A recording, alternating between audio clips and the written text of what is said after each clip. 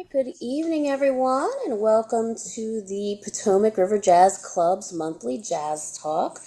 We're excited to have Dave Robinson this evening speaking about the Manassas Jazz Festival. I'm not going to give anything away by rambling on about it and let him do it, but it has turned out to be something special to me, even though I didn't know anything about it before a few years ago, a handful of years ago anyway. I think most of you have been in sessions before with us, but just a quick reminder, we started this during the pandemic shutdown as a way to provide some support for musicians, and we have just continued on with lots of different musicians and historians speaking on a lot of early jazz topics. And we look forward to doing more. We got Ricky Riccardi July 13th. He's our next speaker, doing a talk on the Hot Five. It's their 100th anniversary this year, Louis Armstrong's Hot Five. So put that on your calendars and check it out. As always, we really appreciate donations that people make toward the program. It's what keeps us going. So I'm going to hand the reins over to Dave and not do a long introduction because I know he's got a lot of really cool material to get into. So Dave, as you're ready, take it away. All right, thank you, Ellie. I'm going to hit the share button, and are you seeing the first slide there okay? Yep, just do the start slideshow so it goes to the full screen, and then I think we're good. Okay. And as he's doing that, folks, he's playing some videos and recordings from really old sources. The sound quality on everything is really pretty good, but some of it might be a little pixelated. Don't worry, it's not you. It's just the nature of old recordings, right? So anyway, enjoy. Alrighty. The Manassas Jazz Festival. This was something I used to look forward to every year. An annual event held out in the hinterlands in Manassas, Virginia. And I looked forward to going to this every year. It was produced by this man here, Johnson Fat Cat McRee, who got skinnier as he got older, but somewhere along the line he got the nickname Fat Cat, and he embraced it. He was just fine with that nickname and called his label Fat Cat's Jazz and so forth. He was a vocalist and a kazooist. You see him playing kazoo there. He was an accountant. He was formerly a sergeant in the Army. He was a record producer. He had his own record label called Fat Cat's Jazz, which produced LPs mostly of sessions recorded at the festival. He was a broadcaster. For a while, he had a program on WAMU-FM called Fat Cat's Jazz Corner. And he also did broadcasts on a local AM station in Manassas. He was a band leader, and I was in his band for a few years. His band was called the Manassas Festival Jazzers, or sometimes called Fat Cats Festival Jazzers. He was a co-founder of Blues Alley in 1965, and he was a partner with another man who I'll talk about in a moment. And he was a co-founder, one of what we call the 5 founding fathers of the Potomac River Jazz Club. He was one of the guys who ponied up some cash to get the club off the ground.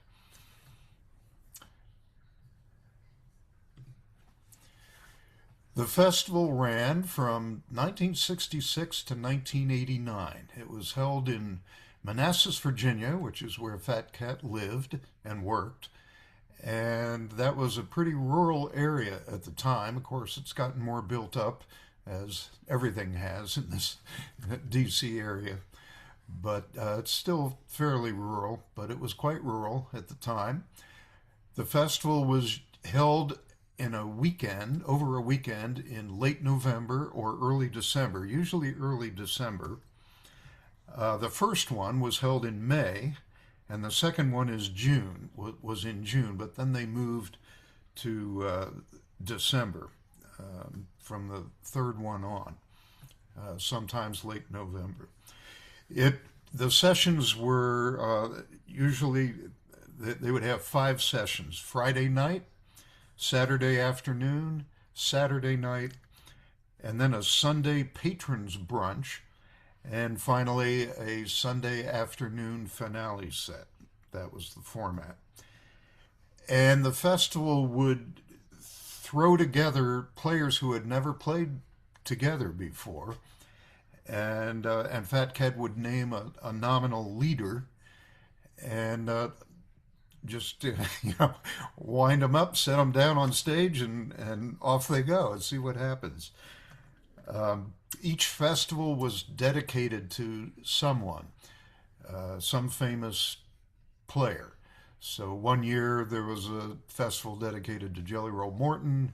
One year it was dedicated to Jack Teagarden, and so forth.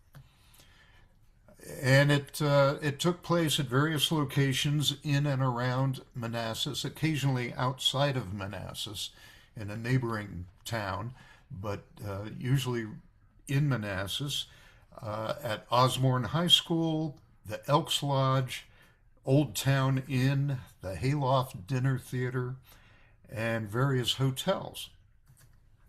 And everything was captured on reel-to-reel tape. And after the first few festivals, everything was also captured on video.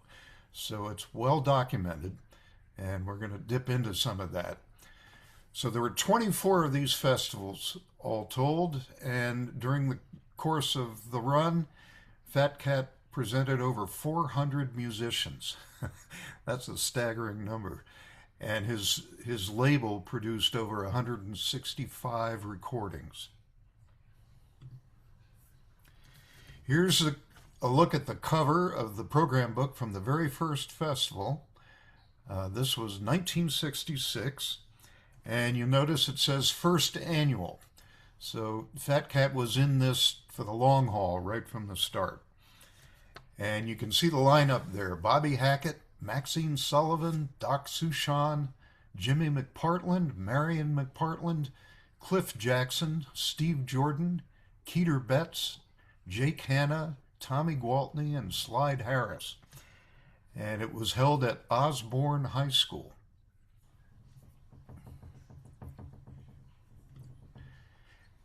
This is from that first program book. The MC of the first festival was Felix Grant. He was Mr. Jazz in this town for decades. I knew him and was on his radio show a couple of times. And everybody loved Felix. He had a great voice, a great on-air personality. He knew his stuff. He would interview jazz musicians on his show. And it's amazing to think that he had a program devoted to jazz. And he worked in some pop here and there, but it was largely jazz. And it was on AM radio 5 nights a week for 4 hours. That's pretty amazing. Felix Grant, he was the MC of that very first festival. And this is also from that first program book, and this guy deserves special mention. This is Tommy Gwaltney, clarinetist and vibraphonist. And he was, like I said, one of the partners in Blues Alley. And in fact, he was the main proprietor of Blues Alley, starting in 1965, the founder, essentially. And he also led the house band that backed a rotating cast of visiting musicians who would play at the club. And he led the house band. He was a friend of Fat Cat, and he deserves special mention because he is the one guy who played all 24 Manassas Jazz Festivals. And he and Johnson McRee would, they had this ongoing banter on stage, and they would rib each other and insult each other and just have fun with each other. It was all part of the fun of the festival, is to hear Fat Cat and Tommy Gwaltney trade insults on stage. This photo is terrible because it's scanned from literally a postage stamp sized photo reproduced on the back of the LP cover. I've scanned it and blown it up, and it's hard to see. If you squint your eyes and kind of look through your eyelashes, it looks a little better. But this is a photo from the very first festival in 1966, and there's the lineup: Jimmy McPartland, Tommy Gwaltney, a local guy, much beloved, Slide Harris on trombone, Marion McPartland, Jimmy's wife, on piano, Steve Jordan on guitar. There's a guy who was, he played a lot of these festivals, and he was a local legend. He came out of the bands of Benny Goodman and Boyd Rayburn and others, and I got to do gigs with him. And we have a guy on the Zoom here who took lessons from him, and we'll get him to speak up towards the end of this. And we had Keeter Betts on bass, Jake Hanna on drums. That's a pretty good lineup. Jimmy McPartland was a member of the so-called Austin High Gang that originated the Chicago style of jazz in the late 1920s. Now, I'm going to play you a track here. Steve Jordan is shown here, but I think I'm hearing a banjo. And I don't think Steve Jordan ever played banjo, so I'm not sure about that. But let's listen to Jimmy McPartland and his All-Stars, 1966, playing the Royal Garden Blues.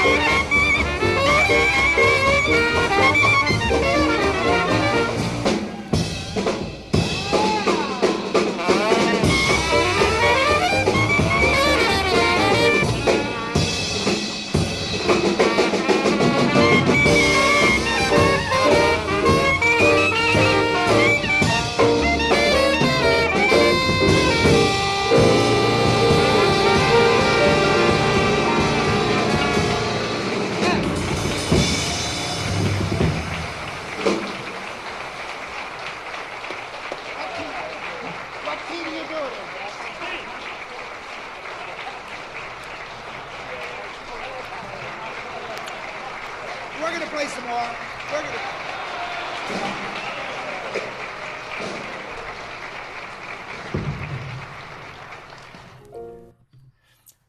So there you have a little sense of the excitement of these festivals when these guys got together, just egging each other on. You're often in for a wild ride. There we go. Here's a treasure, and I don't know where this resides now, but this is a scan of the program book from the fourth festival in 1972. And I'm sorry, no, it'd be the 1969 fourth festival, 1969. And look at this, it's been autographed by Wild Bill Davison, Vic Dickinson, Johnny Wiggs, Eddie Condon, Bobby Hackett, Maxine Sullivan, George Brunis, Danny Barker, Zutty Singleton. Oh my gosh. I'd love to know who has this, but what a treasure that is. In 1972, Fat Cat formed a corporation, Manassas Jazz Festival Incorporated, with officers and board of directors and a board of advisors. So clearly he was in this for the long haul. Here's a look at a ticket to the 1972 festival, still held at Osborne High School, but it's now in December 3rd, 1972. And I'll show you a video from that year's festival. This is not high quality, but it's great that we have this at all. I don't know where the equipment came from, but commercial home video recorders were still a few years off in 1972, but Johnson got a hold of some gear somewhere and documented this. The lineup here for this cut is Johnny Wiggs from New Orleans on cornet, Raymond Burke, his frequent partner, on clarinet, also from New Orleans, Graham Stewart on trombone, Bob Green on piano, one of the great Jelly Roll Morton stylists, and I got to work in his quartet for a while. Danny Barker on guitar from New Orleans, a legend, and Freddie Moore on drums, who recorded with both King Oliver and Rahsaan Roland Kirk. That's quite a resume. The video here is, it says Old Stack-a-Lee Blues. Somebody has put that title on it, but that's not what they're playing. They're playing Make Me a Pallet on the Floor from 1972. Let's take a look.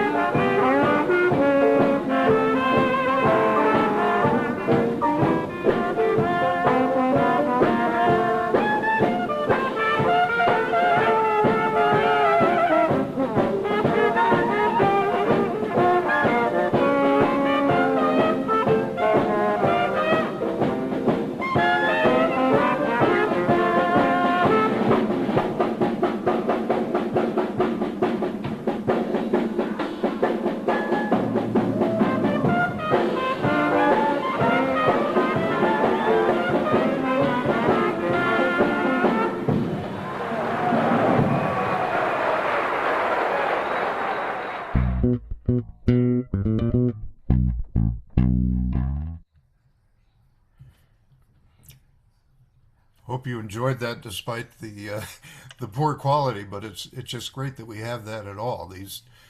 The people you've just seen are all long gone, and that's some real New Orleans playing there.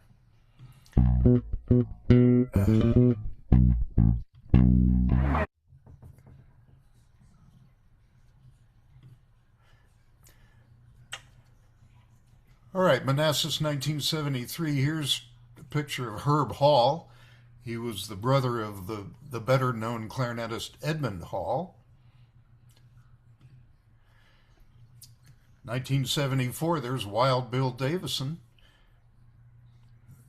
very distinctive cornet player, and he played a bunch of these festivals. He's maybe one of the most distinctive stylists in this music, I would have to say. Let's take a look at Johnson's record label, Fat Cats Jazz. He would periodically put out LPs and cassettes of music recorded at the festival, and some in a studio setting, which often was just somebody's living room. The festival issues didn't always have the blessing of the players. Johnson would just issue these things, and sometimes the players would find out after the fact. They were pressed in small quantities, and Johnson sold these at the festival, and he also sold them out of the trunk of his car. So some of them got warped from hot sun sitting in the trunk of his car, but he always had a supply on hand. Here's the first page of his 1975 catalog of his recordings. He eventually issued over 150 LPs and a few cassettes.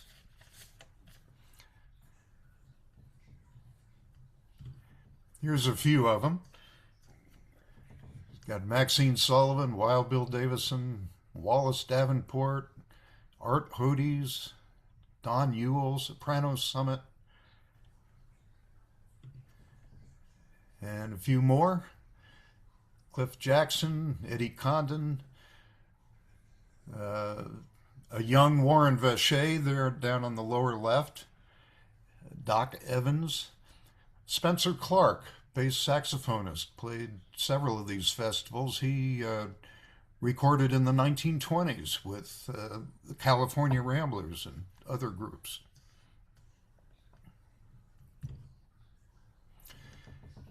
And a few more. This one in the upper left here is Zudi and the Clarinet Kings, and that was the very first Fat Cats Jazz issue.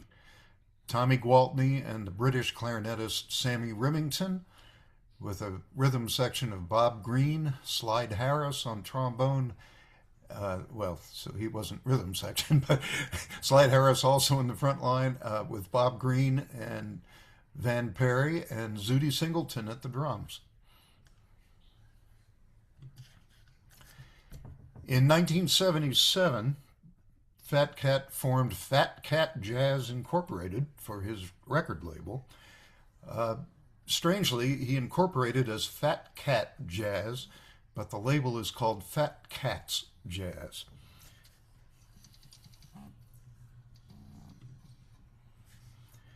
Here's great clarinetist Kenny DeVerne, one half of the front line of the group called Soprano Summit. That's him in 1977 at the festival. And from the following year, here's a picture of Spiegel Wilcox. That's a guy who recorded with Bix Beiderbecke in the 1920s.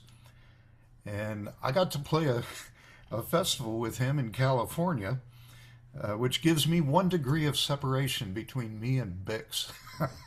I'll take it. Going to play another video for you. Speaking of Bix, one of the organized bands that played Manassas was this one, called the Sons of Bix, who originally called themselves the Sons of Bixes, B-I-X''S. But eventually they dropped that and just called it Sons of Bix. And it featured a cornetist who sounded very much like Bix, Tom Pletcher. So let's go to the Manassas Jazz Festival on December 1st, 1978, and listen to this band play a hot tune that Bix recorded, a tune called Susie. And Fat Cat will introduce this for us. This is the first East Coast appearance of this band, the Sons of Bix. And they used to be called the Sons of Bitches, and certain places they still are, somebody says. And as I think some of you know from the program, this is the year of Bix. And so without further ado, I'm going to turn the program over to the Sons of Bix.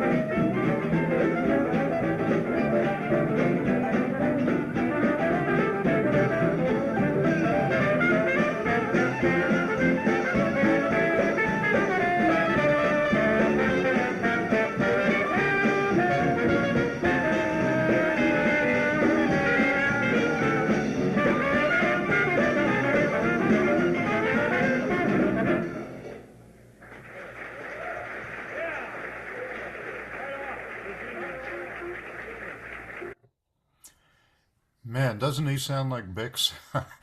It's spooky. Tom Pletcher on cornet.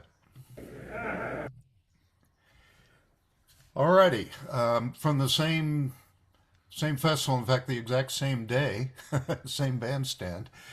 Here's one of the top groups of the day: Bob Wilber and Kenny DeVerne, two fabulous reed players, teamed up in the '70s to produce Soprano Summit, a very popular act on the festival circuit. Here they are at Manassas, and on the same day, playing Everybody Loves My Baby, and that's Marty Gross on guitar, Van Perry, a local bass player, I got to work with him quite a bit, and Tony DiNicola at the drums.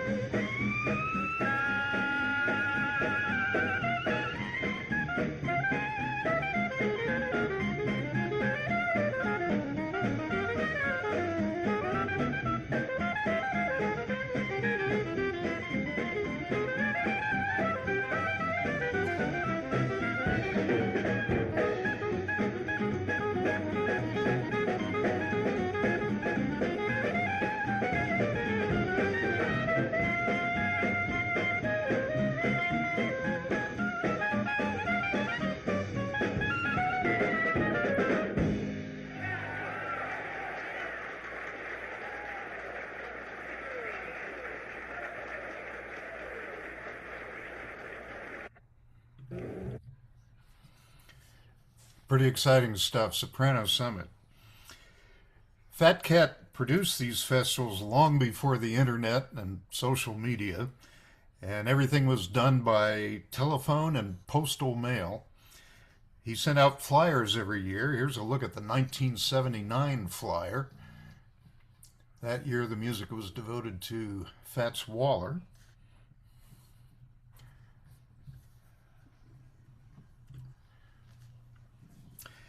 And in that year, 1979, one of our local star aggregations played at the festival, the Buck Creek Jazz Band.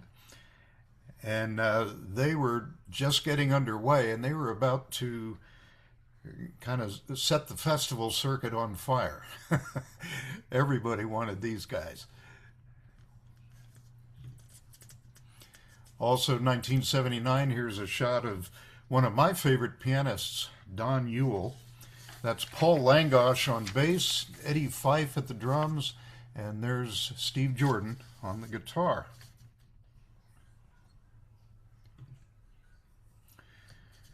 From the following year, a shot of Cliff Lehman, who played in the bands of Artie Shaw, Glenn Miller, Tommy Dorsey, Charlie Barnett, Woody Herman, and Eddie Condon.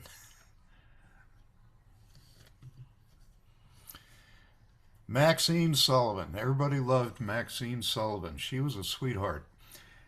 She had a hit in the swing years with Loch Lomond, and she sang at many Manassas Jazz Festivals. She was a petite woman with a sweet, understated voice, and I got to play a concert with her, put on by Fat Cat, at the University of Virginia. I know I'm doing shameless name dropping here, but I am just so privileged to have been able to work with a few of these folks.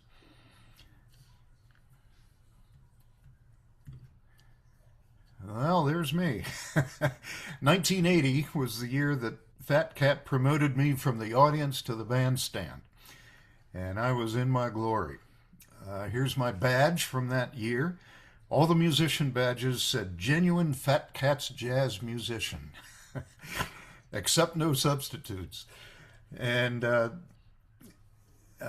yeah, I kept that badge, and in fact, I still have that shirt, although I no longer fit in it.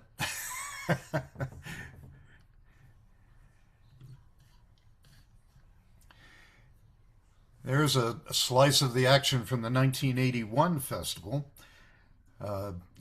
Somebody in the lower left there is either telling the band to play in E flat or ordering 3 drinks. I'm not sure which, but there's an all-star lineup for you.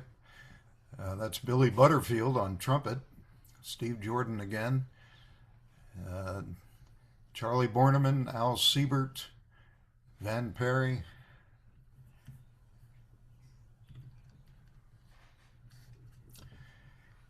Here's a look at Fat Cat's band, the Manassas Festival Jazzers, at the 1981 festival.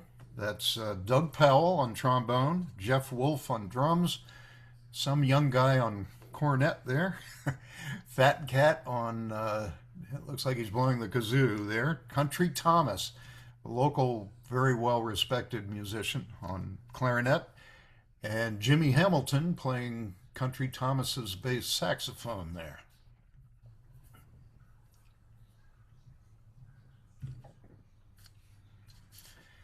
Here's Fat Cat directing the finale at the 1981 festival. And there's that young guy again in the tan suit on the right, in some pretty fast company. So let me tell you about the festival finales. It was all hands on deck at the end of the festival. And it was the same thing every year. As the festival producer, Fat Cat gave himself full rein to just jump on stage whenever he felt like it, during anybody's set, to sing or play kazoo or both. And when it came time for the finale, it was understood what we were going to do. Fat Cat was a proud Southerner and attended Washington and Lee University in Shenandoah Valley. So for his festival finales, every year he would sing a slow maudlin rendition of Dixie, yes, Dixie, with just piano accompaniment, while the musicians rolled their eyes. And then he wanted the drummer to do a roll-off to a fast tempo, and the whole crew would play one chorus of his alma mater's fight song, Washington and Lee's Swing, which at some point became a trad jazz standard. And then he would sing the fight song lyrics, and then every musician played a solo chorus as he introduced each one in turn. And when everybody had finally soloed, we'd all play an out chorus with Fat Cat playing kazoo. This took a while, as you might imagine. So in this picture, on the far right there, that's Plato Smith taking his solo, and Fat Cat is introducing Plato Smith on the mic.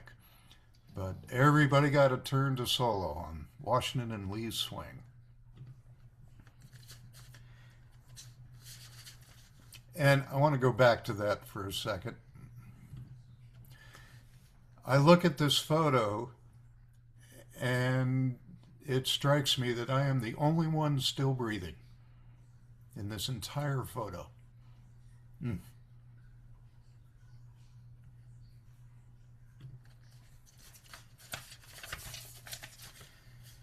All right, here's a video from 1981.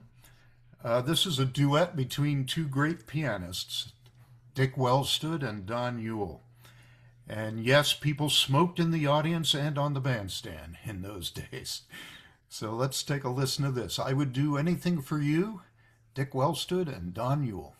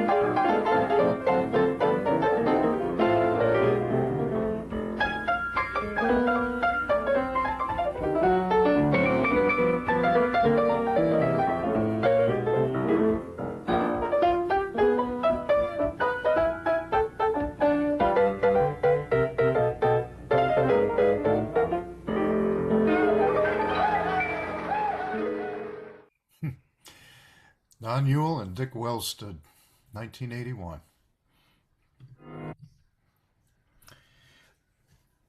Let's see. This is the 1983 program book.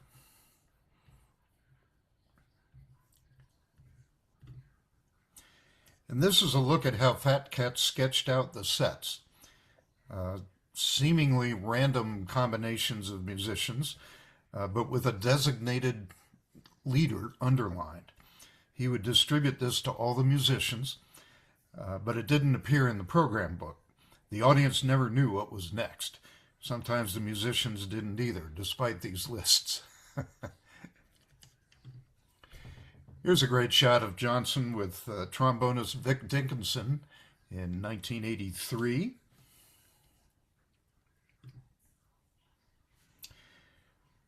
This is Billy Butterfield, who played in Bob Crosby's Bobcats and Artie Shaw's band, and so many others. He played a number of Manassas Jazz Festivals. I got to do a set with him, and if you don't think that was scary, but thrilling, here's Billy Butterfield in 1983 with Johnny Mintz on clarinet, Vic Dickinson on trombone, Dill Jones on piano, Steve Jordan on guitar, Warren Vacher Sr. on bass, and Johnny Blowers at the drums. And they're going to do Swonderful.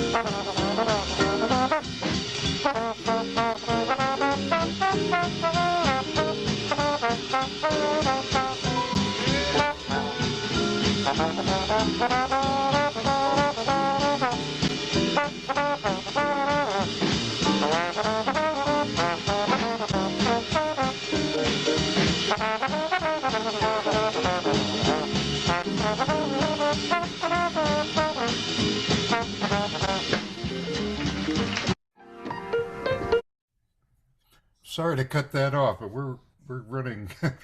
I'm running behind here. Is there a hard cutoff time, Ellie? We usually try to finish by 8:15, but a few minutes after is doable. All right. Well, let me try to plow through more of this then. From the 1984 festival, here's Van Perry, local bass player, obviously delighted at something he's hearing from Sammy Price, a great blues, jazz, and boogie-woogie pianist. And I got to play with both those guys. Yay. Two terrific cornetists here in 1984. Dick Sudhalter, who was a jazz scholar, wrote several important books on early jazz. And Tom Pletcher, who we heard earlier with the Sons of Bix. Both these guys had a lot of Bix in them.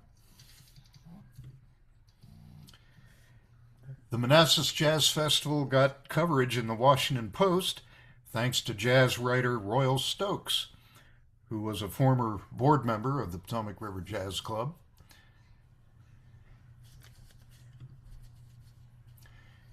Here's Johnny Blowers. I did a set with him in Manassas. He's 74 in this picture, but he continued to play into his 90s. He lived to 95. Another great drummer at the 1985 festival, Barrett Deems, who was a member of Louis Armstrong's All-Stars. He was called the world's oldest teenager. And I remember one funny thing I heard him say at Manassas. There was a guy who owned a vintage 1920s drum set with the painted bass drum and the old Chinese tom-tom and the whole bit.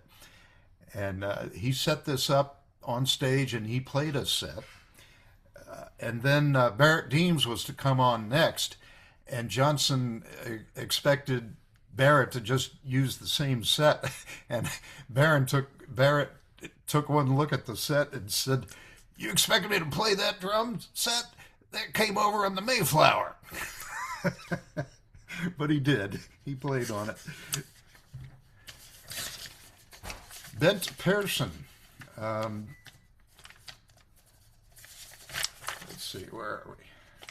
Yeah, so this is Manassas 85. It featured a couple of young Swedish musicians.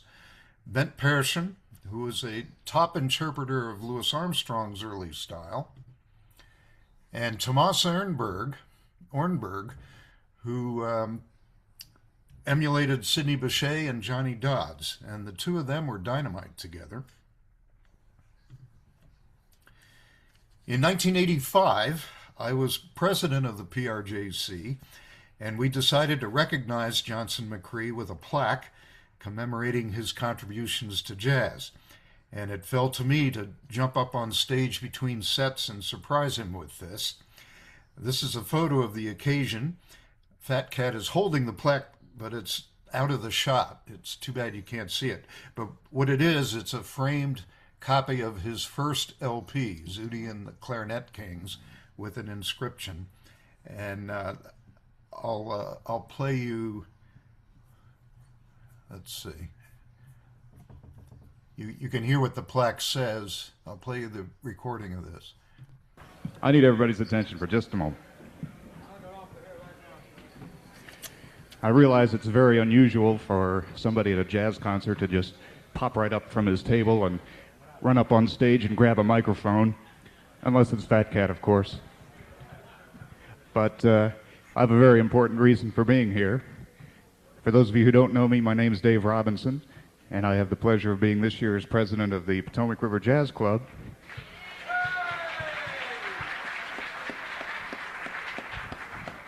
And thereby hangs a tale. It was 15 years ago that 5 gentlemen who enjoyed traditional jazz got together and decided to do something about it to support their kind of music. What they did was they formed a group called the Potomac River Jazz Club. It started with just 5 of them, and the 5 were Al Weber, trombonist who has now moved to Ireland, Hal Farmer, another trombonist who has now moved to Australia, Tom Neiman, pianist who is still around, George Mercer, a drummer who sadly has left us, and gee, there was a 5th guy. Oh yeah, Fat Cat, sure enough.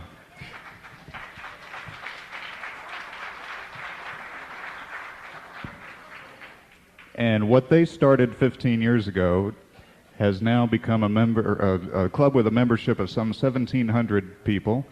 It's one of the largest and most active jazz clubs in the country.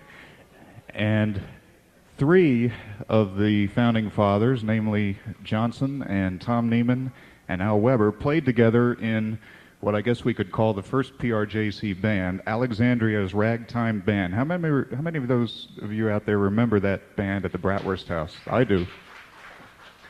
That was the first live jazz band I ever heard, and Johnson was the vocalist, and I've known him ever since. Now, prior to starting the Potomac River Jazz Club, of course, Johnson already had a good thing going in the Manassas Jazz Festival, which was already several years old. So, at this point, we celebrate the 15th anniversary of the Potomac River Jazz Club and the 20th anniversary of the Manassas Jazz Festival, which brings me to why I'm here. We have a little token of the occasion here. I need you to hold this for just a second. You don't get to say anything, you just get to hold it. Now, I'll read you what this says. You are summoned to appear at District Court on December... Oh, no. Oh, I gave you that yesterday. I'm sorry. This is a framed copy of Johnson McRee's first release on Fat Cats Jazz. It's called Zudi and the Clarinet Kings. It's a wonderful record. If you don't have it, I recommend you buy it. It takes 2 of us to do this. I've got to read you what it really does say. Presented to Johnson Fat Cat McRee, Jr., in recognition of his many contributions to jazz music, including his role in the founding and guidance of the Potomac River Jazz Club, his initiation and continuing sponsorship of the Manassas Jazz Festival, and his tireless efforts to preserve the performance of jazz artists on his record label Fat Cats Jazz, November 1985. Let's give him a hand.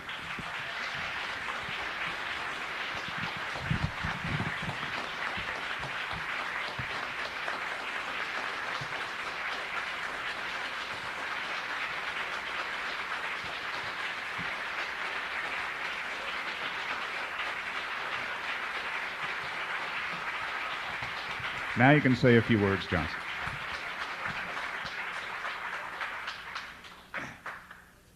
There ain't many times when I haven't got much to say. My old trumpet player, too, Dave Robinson. All I can say is thank you very, very much. Everybody here, everybody in the club, and what the hell, I didn't do anything. These guys all do it. Thanks a lot. Thank you, Dave. Thank you, people.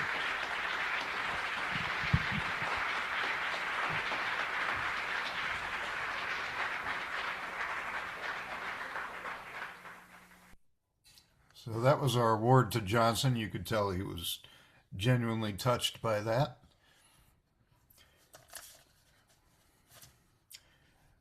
Um, 1986, there's my badge from 1986.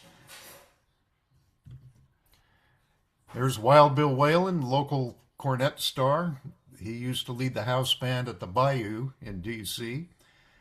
And he patterned his style after Wild Bill Davison, and the 2 of them became friends.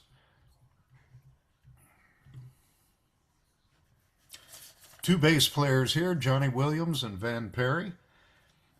Johnny Williams played with Louis Armstrong, Sidney Bechet, Billie Holiday, Coleman Hawkins, Johnny Hodges. Quite a resume there. We're running out of time. I wasn't going to dwell on this anyway. I'll just mention most of the time, the atmosphere at these festivals was one of excitement and camaraderie, and it was like old home week for the musicians. They enjoyed each other's company and set aside any differences. But there was one incident that I'm not going to dwell on, but I'll just mention it because it's part of Manassas Jazz Festival lore. And it was a set between Billy Butterfield and Don Goldie, two fabulous trumpet players.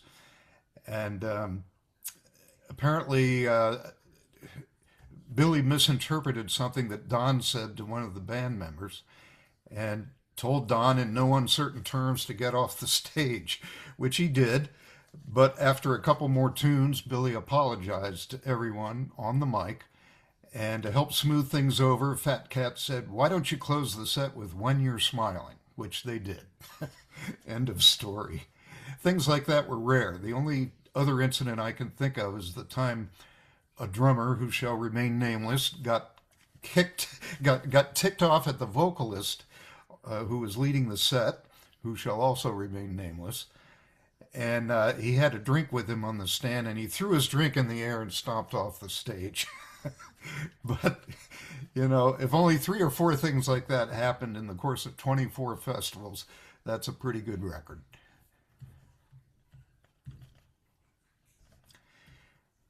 Danny Barker, a legend in New Orleans, who was in that 1972 video we saw earlier. You could barely see him, but he was in there.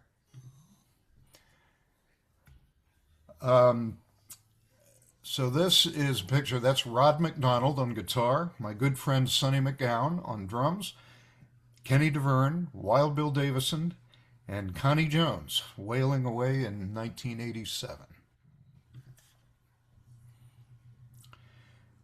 The first Manassas Jazz Festival featured Jimmy McPartland, a member of the Austin High Gang that ushered in Chicago style. Here's another member of that group, tenor saxophonist Bud Freeman, still playing great in 1988. And if we had time, I would play you a video of him, but we're running out of time fast, so I'm going to have to keep going here. I have a video of Bent Persson and Thomas Ornberg from Sweden, but running out of time. So. 1989 was a busy year for Fat Cat as he produced a festival in between festivals. This was called Eddie Condon Revisited, and it was a recreation of some of the broadcasts that guitarist Eddie Condon produced in the mid-1940s, tune by tune, recreations of specific broadcasts. With 2 of the original participants, Johnny Blowers on drums and Johnny Williams on bass. Max Kaminsky is listed here, and he was an original participant, but he couldn't make it to this event. And this was a 5-performance event, just like the Manassas Jazz Festival. There's a scene from that event. Tommy Gwaltney, Bob Gordon, Brooks Tegler, local drummer, Kenny DeVerne, and Tommy Saunders.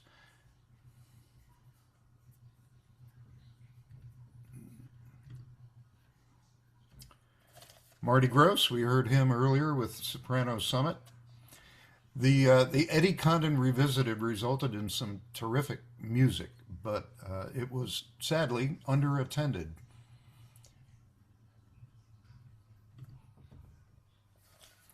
But undaunted, Fat Cat pressed on with what would prove to be his final Manassas Jazz Festival in December of 1989.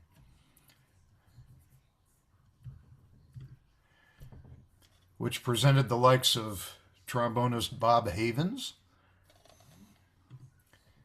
and once again Connie Jones from New Orleans, and Johnny Mintz. A lot of Johnnies in this genre.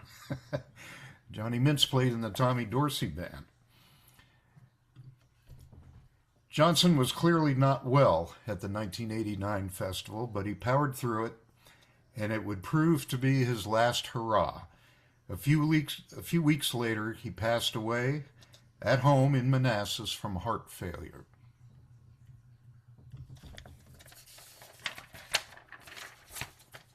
He was 66 when he died,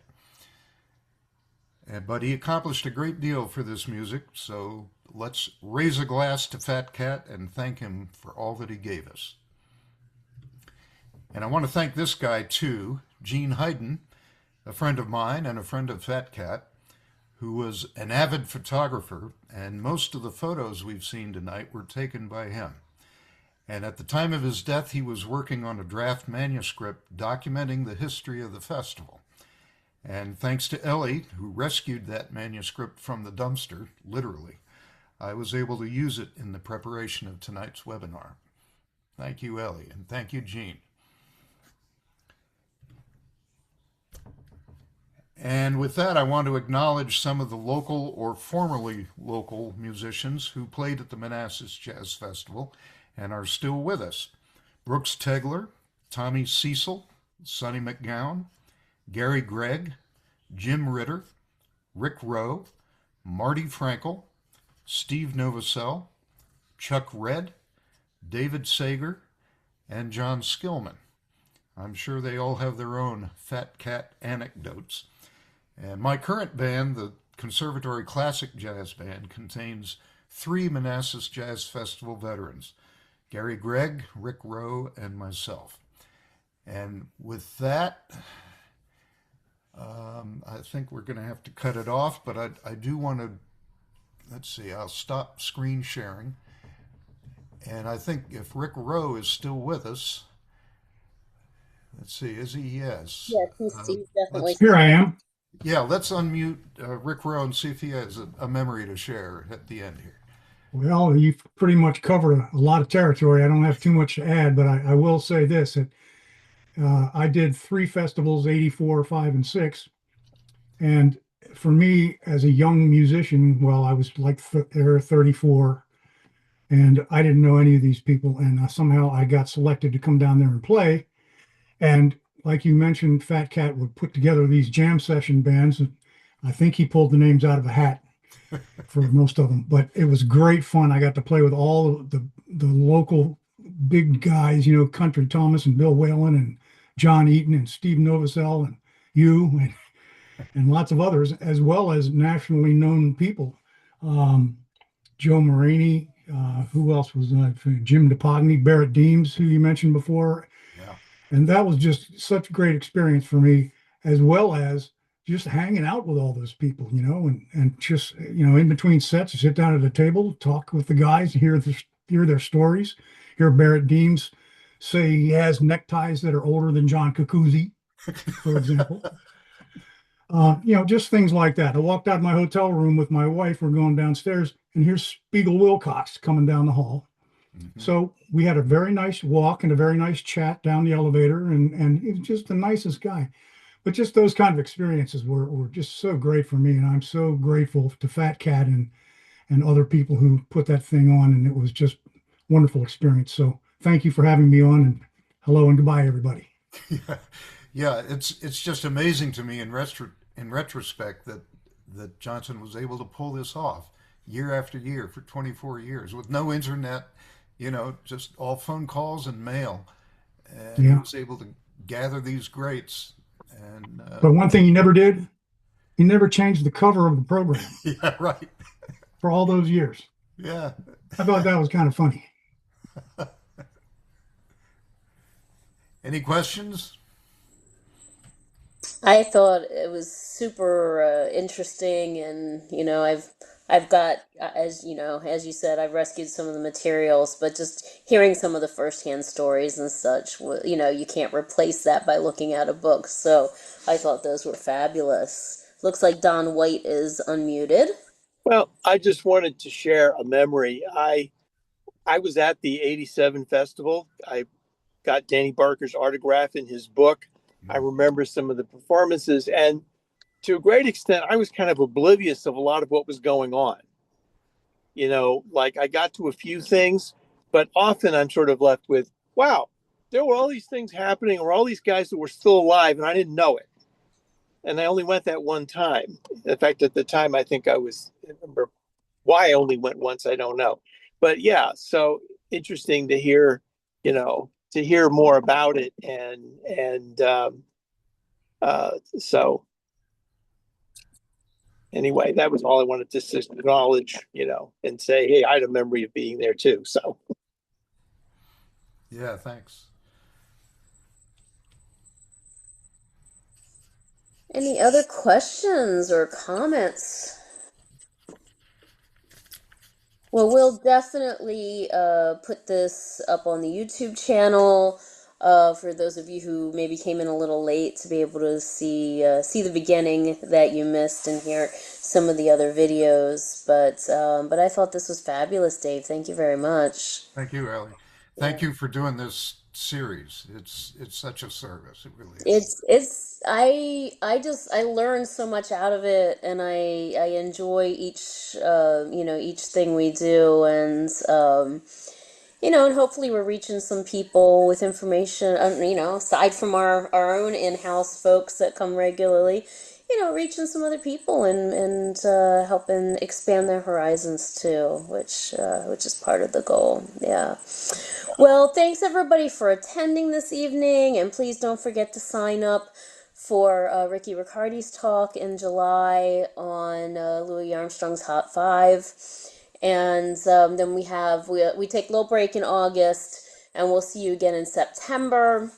In September is going to be a talk by Jordan Hirsch, who's a New Orleans guy who, if you've ever seen on social media, there's a Closer Walk, which is a lot of music and New Orleans history.